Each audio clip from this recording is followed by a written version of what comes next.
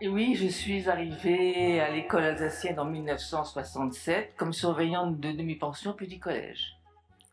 L'année suivante, je remplace pendant un mois un professeur de français de 6e et deviens ensuite professeur dans cette école prestigieuse. Un grand bonheur, que d'inquiétude. Cependant, rapidement, je me sens à l'aise grâce à une direction qui valorise le côté positif de chacun et sait montrer sa confiance.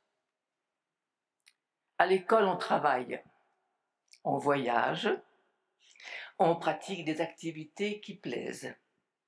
Quelques exemples. Le travail en équipe. Ainsi, nous discutons de la grammaire entre professeurs de 6e, 5e et aussi 7e. Monsieur Hamel nous rejoint une fois par mois et nous rédigeons un fascicule pour les élèves, qu'ils ont apprécié et leurs parents aussi. De même, l'arrivée de la télévision. À tour de rôle, chaque professeur prépare un cours de français pour tout un niveau avec la participation des élèves. Ou encore, les nombreux voyages de classe à préparer, surveiller et animer, d'où nous revenons fatigués mais heureux. Les échanges culturels et linguistiques de plus en plus nombreux et lointains. Sans omettre les activités dites annexes, entre guillemets, dont le théâtre qui fait des merveilles et est également un outil important de travail en cours de français, n'est-ce pas? J'ai apprécié aussi que l'école veille toujours à préserver l'harmonie entre les diverses familles, élèves, professeurs, parents et direction, composant les différents conseils, comités une des marques de son originalité.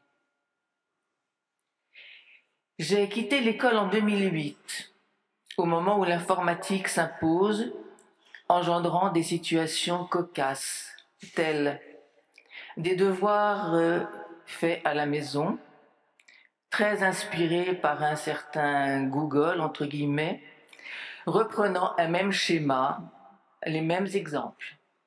Il a fallu mettre un terme. Mes appréciations de bulletins trimestriels, écrites sur mon ordinateur, chez moi, et récupérées et tronquées le lendemain sur celui de l'école. C'est très embêtant quand il faut tout refaire. Je conclus rapidement, parce que j'avais aussi 2 minutes. Nous devons toujours nous adapter et ne pas oublier l'essentiel de notre travail. La recherche et la transmission des connaissances. La mise en avant de la formulation. Oui, voilà, faut le faire. Hein. La mise en avant de la formulation orale et écrite, même sur écran. Et surtout sur écran en ce moment. Et la priorité à la réflexion face au copier-coller si facile et si tentant. En un mot, nourrir ce qui faisait et fait la force de l'école alsacienne.